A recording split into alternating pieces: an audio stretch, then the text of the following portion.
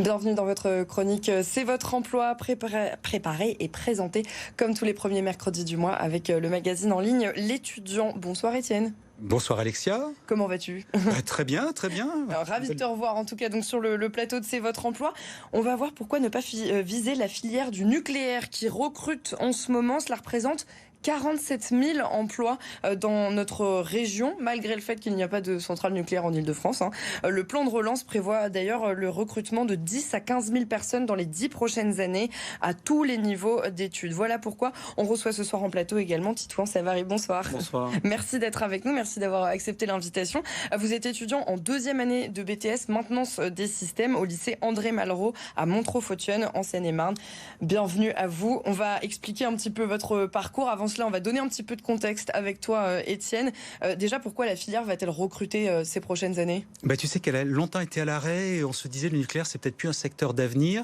Et en fait, là, on a un plan de relance qui a été décidé en début d'année. Et surtout, on a perdu des compétences. Donc, il faut former des jeunes, former des gens en reconversion professionnelle parce qu'on a été un petit peu à l'arrêt. Il y a des enjeux de souveraineté énergétique. Tu sais, voilà, il y a tous les enjeux de décarbonation de notre économie. Tu vois, qu'elle soit moins polluante. Et c'est vrai que le nucléaire est une énergie bas carbone. Il n'y a pas de bonne énergie, mais elle est moins, elle est meilleure que les énergies fossiles, voilà, que le charbon. C'est vrai qu'en Allemagne, ils rouvrent leurs centrales à charbon. Donc c'est un petit peu bon pour le climat aussi.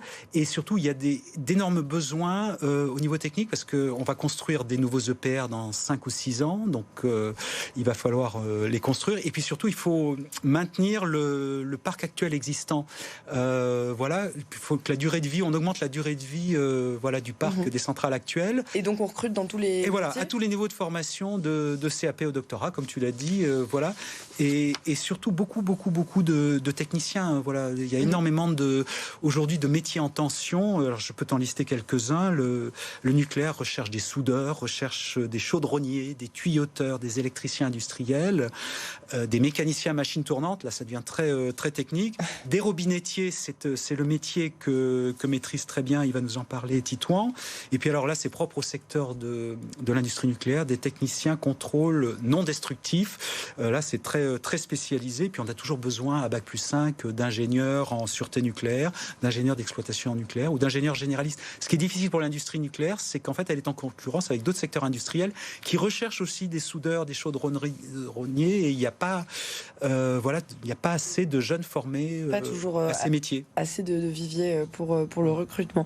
Justement, Titouan, vous êtes en BTS maintenance des systèmes. Alors, nous, ça ne nous parle pas forcément. Qu'est-ce que ça veut dire BTS maintenance des systèmes ? Maintenance des systèmes, moi je suis sur l'option production. Ça veut dire qu'on va voir tout ce qui est électrique, mécanique, hydraulique, tous ces domaines de la maintenance pour les étudier dans l'ensemble afin de pouvoir aller travailler dans plutôt tout type d'industrie et sur tout système de production. D'accord. Alors, comment est-ce que vous en êtes venu au nucléaire ? C'était pas votre premier choix ? Non, moi je sors d'un bac ES, après une orientation un peu difficile au cours du lycée. Je me suis retrouvé dans le nucléaire par la formation de robinetterie et de maintenance nucléaire à l'aide du délégué pédagogique Stéphane Dervillez, qui est venu me voir quand j'avais plus de débouchés et qui m'a dit viens faire une année, viens étudier, reste dans l'étude. Du coup, j'ai fait cette année de robinetterie. Je l'ai suivi par 2 mois et demi de stage à la centrale de Nogent. De Nogent-sur-Seine ? Oui, de Nogent-sur-Seine, pardon. Ouais. Et après ces 2 mois et demi, je me suis dit que fallait que je rentre quand même dans un niveau d'études un peu plus supérieur. Donc je suis allé vers ce BTS, maintenance des systèmes. D'accord, donc un BTS qui va vous permettre de faire quoi à terme ? À terme, bosser dans des industries, dans la métallurgie par exemple. On peut aller bosser dans... tout ce qui travaille sur l'hydraulique, le réseau d'eau de Paris, même Disney si on veut. Et moi, pas plus, forcément le nucléaire, mais vous plutôt le nucléaire. Ouais. Qu'est-ce que vous avez appris durant cette formation et durant aussi le stage à la centrale de Nogent-sur-Seine ? Pendant la formation, on apprend la maintenance et le maintien en service des robinets tout ou rien, plus ou un petit peu réglant, des actionneurs pneumatiques, des servomoteurs, enfin tout ce qui est ouverture, fermeture, réglage, réparation de robinet.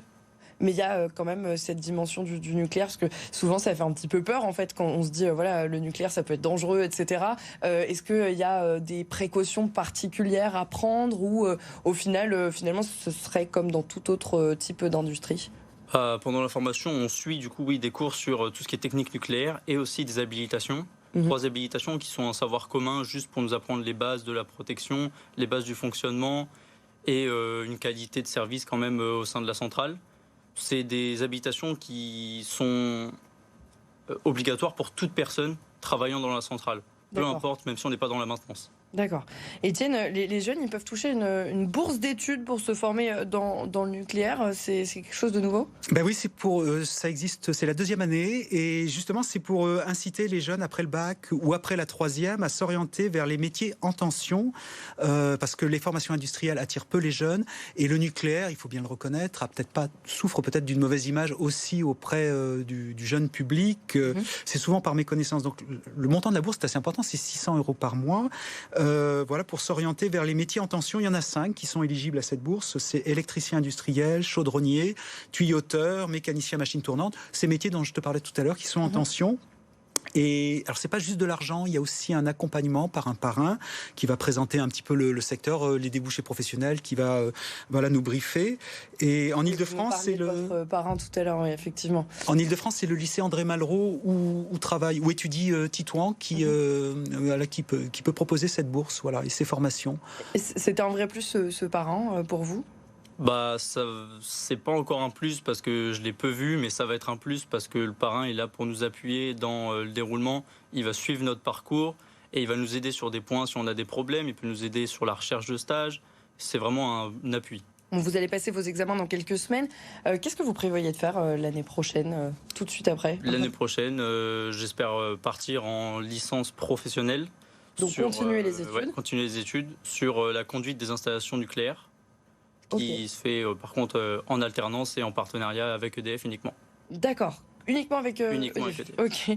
Et Étienne, est-ce qu'on peut encore s'inscrire là pour la rentrée qui arrive dans une formation spécifique au nucléaire ? Alors spécifique au nucléaire, oui, parce que tout le monde croit que Parcoursup est fermé. Il n'est pas fermé pour les formations d'apprentissage. Tu peux encore formuler des vœux pour des formations d'apprentissage jusqu'au 12 septembre, et notamment dans des BTS et dans le nucléaire. Donc j'ai repéré effectivement une dizaine de formations en apprentissage qui proposent actuellement de préparer le BTS environnement nucléaire en apprentissage.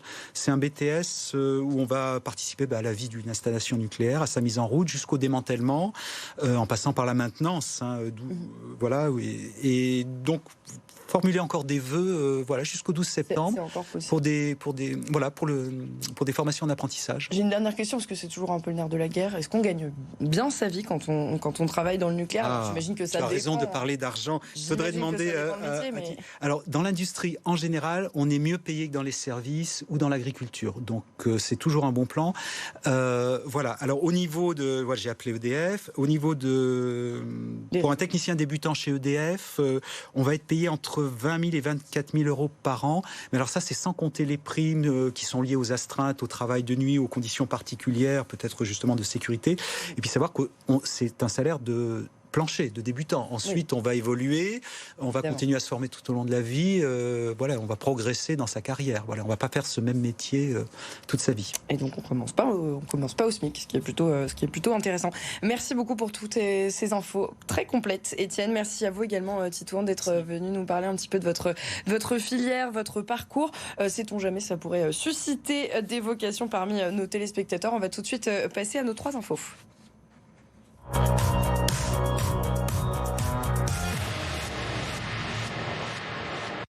Voilà, et si on veut en savoir un petit peu plus sur les formations, les métiers dans le nucléaire en Ile-de-France, on peut aussi se renseigner sur une plateforme qui s'appelle Mon Avenir dans le nucléaire. Voilà, tu as tout dit. Voilà, on va sur Mon Avenir dans le nucléaire. Voilà, il y a les métiers, les formations et des offres d'emploi à pourvoir immédiatement. Et voilà, et donc cette plateforme, elle est disponible en ligne sur Internet. L'étudiant publie son classement des meilleurs lycées professionnels cette fois-ci, parce qu'on a publié... C'est la saison des classements, ça fleurit. Voilà, alors là, c'est vraiment les lycées professionnels. Il y a 600 000 jeunes qui étudient en lycée professionnel, donc pour apprendre un métier dans le nucléaire ou tous les autres métiers. Voilà, donc pour découvrir le meilleur lycée, à Paris, c'est le lycée Jean Drouin à Paris, 17e, qui a obtenu la première place. Voilà, en Seine-Saint-Denis, c'est le lycée professionnel Louise Michel à Épinay-sur-Seine.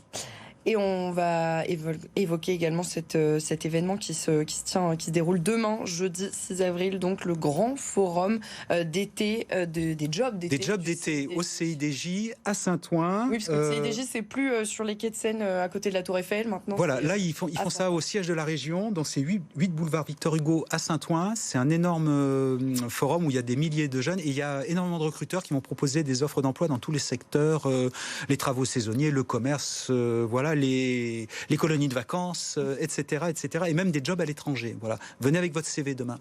Voilà, donc ce sera rendez-vous au Conseil régional donc à Saint-Ouen pour ce grand événement organisé par le CIDJ. Merci beaucoup à tous les deux. Merci d'avoir participé donc à ce nouveau numéro de C'est votre emploi en partenariat avec l'étudiant.